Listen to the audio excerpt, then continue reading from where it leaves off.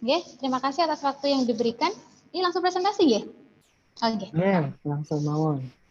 Terima kasih atas waktu yang diberikan. Kami dari kelompok 5 ingin mempresentasikan hasil diskusi kami. Sebelumnya, anggota kelompok kami adalah Ibu Tri Setiarini, Ibu Wahyu Retnoningsih, Ibu Wiwi Sulistiawati, saya sendiri Wara Widyastuti, Ibu Yosia Ani, dan Ibu Yuyun Ernawati. Di sini topik yang kami bahas adalah tentang sekolahku yang damai.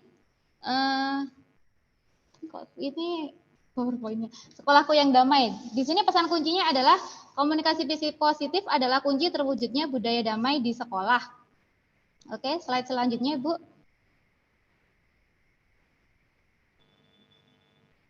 Yeah. Capaian pembelajaran yang ingin diharapkan pada akhir nanti setelah mempelajari topik 5 ini tentang sekolahku yang damai, peserta didik diharapkan yang pertama mampu menganalisis apa saja ancaman dan kerentanan yang terjadi di sekolah, serta peserta didik mampu untuk menganalisis apa saja kapasitas yang dimiliki di sekolah. Selanjutnya. Nah, yang pertama ini kita mulai dari diri sendiri. Sebelumnya saya ingin bertanya kepada Bapak dan Ibu yang hadir di sini. Karena semuanya adalah pendidik, saya ingin bertanya yang pertama, bagaimana lingkungan sekolah yang Anda dambakan? Ibu Dian Wardani mungkin bisa memberikan jawabannya. Bagaimana sekolah yang Ibu dambakan selama ini? Tentunya sekolahan yang bisa memberikan kenyamanan dan fasilitas untuk anak peserta didik kita agar bisa belajar lebih baik dalam menerima ilmu. Iya, bagus sekali. Semuanya adalah untuk para siswa, ya. Oke, dan pertanyaan berikutnya, apa saja langkah-langkah yang akan Anda lakukan untuk mewujudkannya? Mungkin peserta yang lain ada yang ingin memberikan jawaban? Karena mungkin sekolah yang didambakan itu berbeda, jadi mungkin langkah-langkah yang akan dilakukan itu juga akan berbeda. Adakah yang mau membantu menjawab? Dari bapak-bapak atau ibu-ibu ini? Silakan. Memberikan ruangan yang senyaman mungkin untuk belajar dan apa ya Bu, fasilitasnya dilengkapi mungkin ya, agar anak nyaman dalam belajar. Iya, betul sekali. Dan untuk yang pertanyaan terakhir, apa saja tantangan yang dihadapi oleh Bapak dan Ibu ini dalam mewujudkan sekolah yang damai, yang didambakan? Atau mungkin dari keterbatasan dana, sarana prasarana ya, juga bisa, ya? Oke. Nah, berikutnya, selanjutnya, Bu Yosi.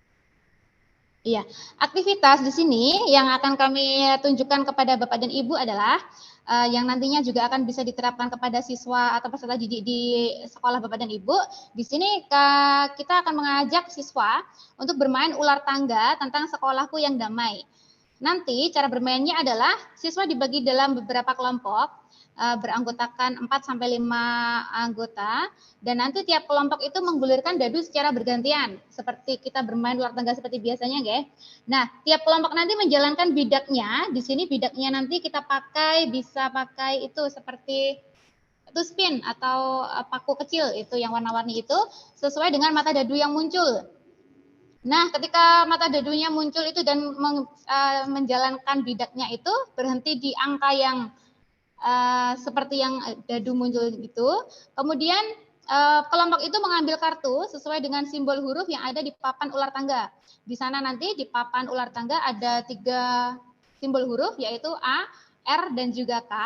A ini adalah mewakili ancaman, dan yang R ini mewakili kerentanan, dan yang K ini mewakili kapasitas. Nah, berikutnya, setelah siswa mengambil kartu sesuai dengan simbol yang ada di papan ular tangga, setelah mencapai ujung langkah, peserta menghitung poin yang didapatkan. Jadi setiap kartu ini di sana nanti ada poinnya. Ada poin 1, ada poin 0, dan ada poin -1. Nah, pemenang dari permainan ini adalah kelompok yang mendapatkan poin yang paling banyak. Berikutnya. Nah, papan ular tangganya adalah seperti ini. Jadi dimulai dari angka 1 sebagai permulaannya dan finishnya adalah di angka 100. Di setiap kotak ini terdapat tiga huruf seperti yang saya tambahkan tadi, A, R, dan K. A di sini merupakan ancaman. Di sini adalah ancaman yang menyebabkan sekolah itu tidak damai. Apa maksudnya? Siswa itu bagaimana mengatakannya? Sekolah itu tidak damai dan tidak ramah untuk anak seperti itu. Contohnya di sini ancaman yang dapat terjadi adalah bisa berupa perundungan atau bullying, pelecehan seksual, tawuran pelajar, diskriminasi dan intoleransi, penggunaan narkoba, penyalahgunaan narkoba, game online, merokok di sekolah, berita hoax, dan juga pornografi dan porno aksi. Sedangkan untuk R ini adalah kerentanan. Kerentanan di sini hampir sama dengan ancaman, namun untuk tingkat resikonya masih kecil, jadi masih bisa dihindari atau dicegah, yaitu meliputi majalah dinding yang banyak pesan yang tidak mencerminkan toleransi, siswa yang tidak mau hormat kepada bendera karena mungkin aliran agamanya tertentu seperti itu, atau organisasi siswa yang tidak berjalan dengan baik, dan seterusnya sampai ada 9 poin juga. Dan yang terakhir untuk warna biru adalah K itu kapasitas. Kapasitas itu adalah semacam hal baik atau praktik baik yang harus dilakukan di dalam sekolah tersebut untuk menciptakan sekolah yang damai. Nah, di sini hal baik tersebut antara lain pada setiap upacara ada doa dari setiap perwakilan agama yang berbeda, karena di negara kita adalah negara yang berkebinekaan ya. Dan yang kedua, setiap upacara selalu disisipkan pesan tentang toleransi, adanya konseling untuk siswa yang rawan untuk direkrut kelompok ekstrim dan seterusnya. Itu adalah hal-hal baik yang harus dilakukan di dalam sekolah untuk mewujudkan sekolah yang damai. Oke, berikutnya. Nah, tadi seperti yang sudah saya sampaikan, dalam permainan ular tangga ini nanti yang akan dimainkan oleh para siswa, di sana ada 3 jenis kartu. Kartu yang berwarna biru itu adalah kartu untuk kapasitas, berisi macam-macam kapasitas atau hal baik yang harus dilakukan untuk menciptakan sekolah yang damai, dan nanti setiap siswa yang mendapatkan kartu kapasitas, dia akan mendapatkan poin 1. Untuk siswa nanti yang mendapatkan kartu kuning, warna kuning, itu adalah tentang kerentanan, berisi macam-macam contoh kerentanan atau hal-hal yang harus dihindari juga di dalam sekolah damai dan bernilai 0. Dan yang terakhir adalah kartu yang ketiga, kartu berwarna merah untuk ancaman. Ancaman ini adalah hal-hal atau yang harus dan perlu dihindari untuk menciptakan sekolah yang damai. Dan di sini siswa yang mendapatkan kartu warna merah ini akan mendapatkan poin -1 atau nanti skor terakhirnya dikurangi 1. Selanjutnya.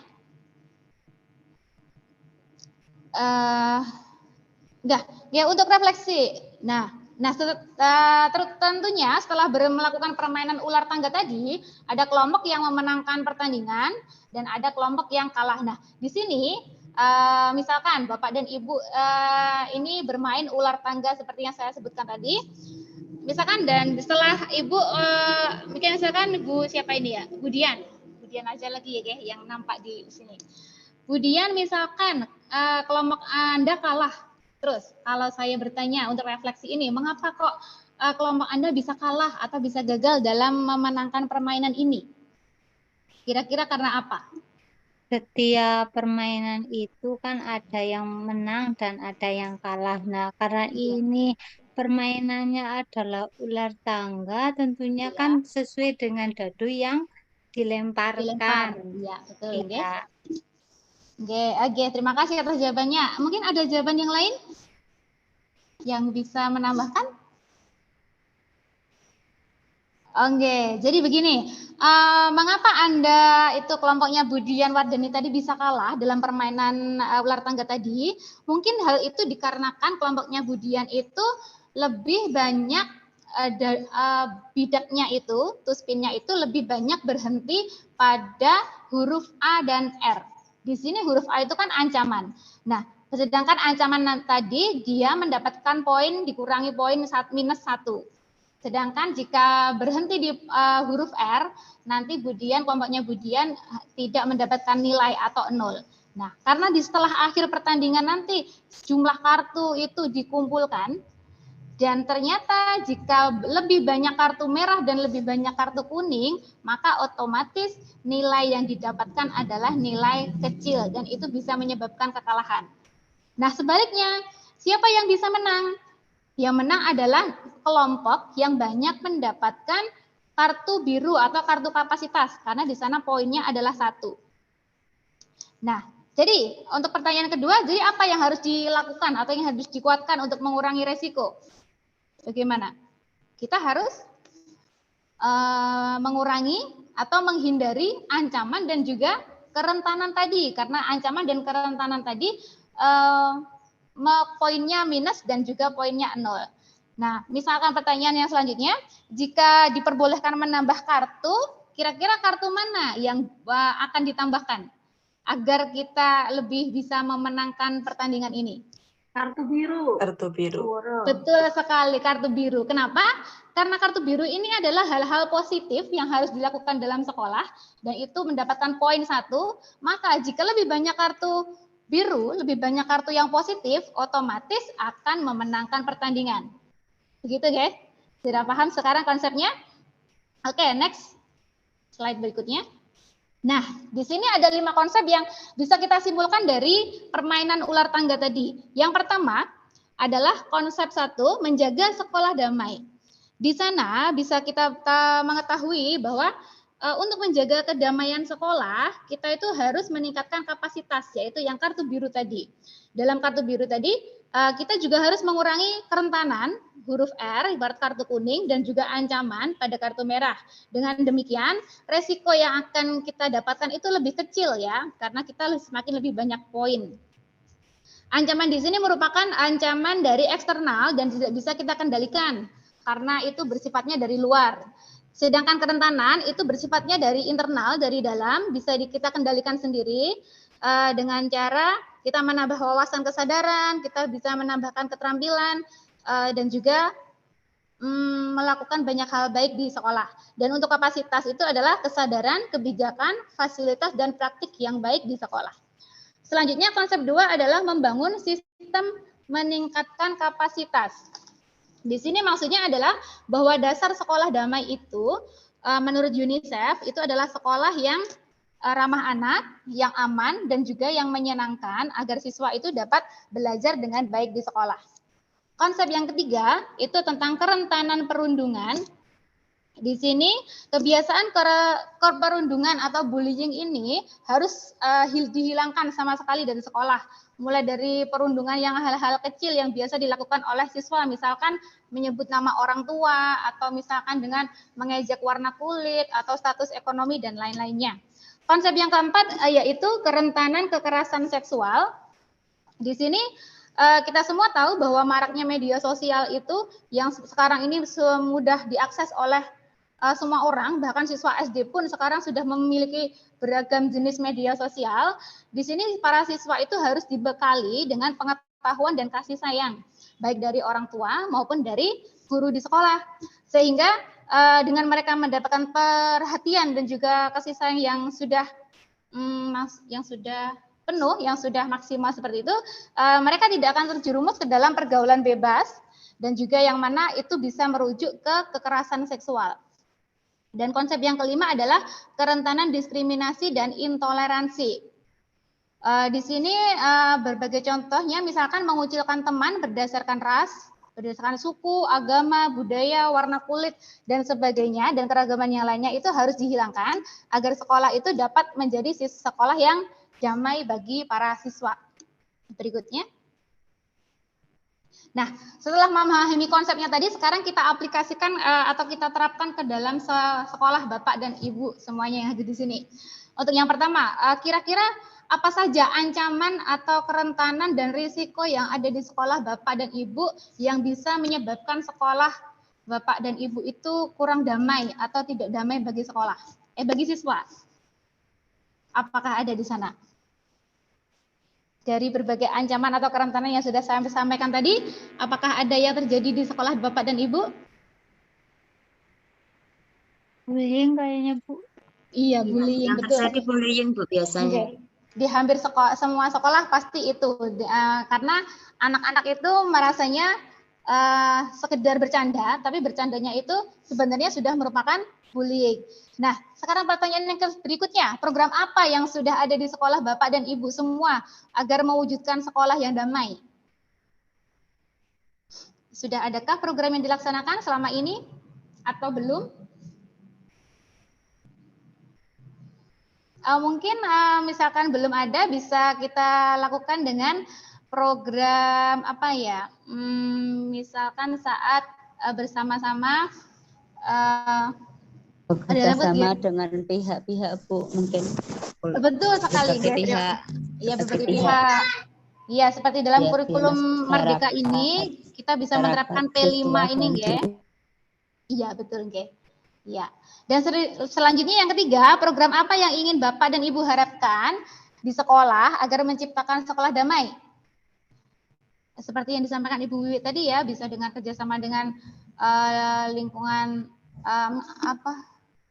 lingkungan keluarga, dengan lingkungan keluarga, dengan lingkungan sekolah, masyarakat, dan juga lingkungan mungkin kerjasama. Iya, betul, kerjasama dengan pihak-pihak yang lain agar menciptakan sekolah damai di sekolah Bapak dan Ibu. Berikutnya. Iya, akhirnya sudah sampai pada evaluasi dan penutup. Di sini saya sebagai fasilitator memberikan kesempatan kepada para peserta di sini Bapak dan Ibu pendidik di sini untuk mengambil intisari dan pesan baik dari topik 5 sekolah damai ini. Kira-kira apa yang bisa kita simpulkan atau bisa kita ambil dari topik 5 ini, dari sekolah damai ini? Mungkin ada yang bisa menyampaikan satu atau dua? Mungkin sedikit menyampaikan, Bu. Setelah setelah kelompok 5 tadi memaparkan presentasinya tersebut, di dalam sekolah itu kita wujudkan salah satunya program yang mana bisa membuat sekolah itu menjadi sekolah yang nyaman, menjadi sekolah yang damai bagi siswa dan juga bermanfaat dalam siswa itu mencari ilmu yang bermanfaat di sekolah. Mungkin kurang lebihnya seperti itu, Ibu. Iya, betul sekali. Terima kasih, Ibu Wiwi. Jadi setelah memaparkan hasil diskusi ini, tentunya setelah ini kami sebagai pendidik itu harus membuat program di mana program ini lebih berpihak kepada siswa untuk menciptakan sekolah yang damai, yang nyaman dan yang menyenangkan bagi siswa, karena intinya kuncinya itu dalam pendidikan ini terutama pada kurikulum Merdeka tidak hanya berfokus pada pengetahuan saja, melainkan juga tentang pendidikan karakter, pendidikan keterampilan, dan juga pengetahuan, sehingga siswa itu dengan berada di sekolah yang damai, yang nyaman dan menyenangkan, mereka bisa belajar dengan baik, dengan nyaman, dan juga bisa mewujudkan cita-cita mereka kelak di kemudian hari. Oke. Dan iya, sudah sampai di akhir presentasi kami.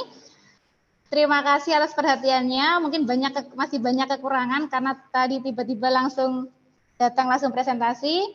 Mohon masukan dari Bapak Arif dan juga rekan-rekan agar kedepannya semakin lebih baik lagi. Terima kasih.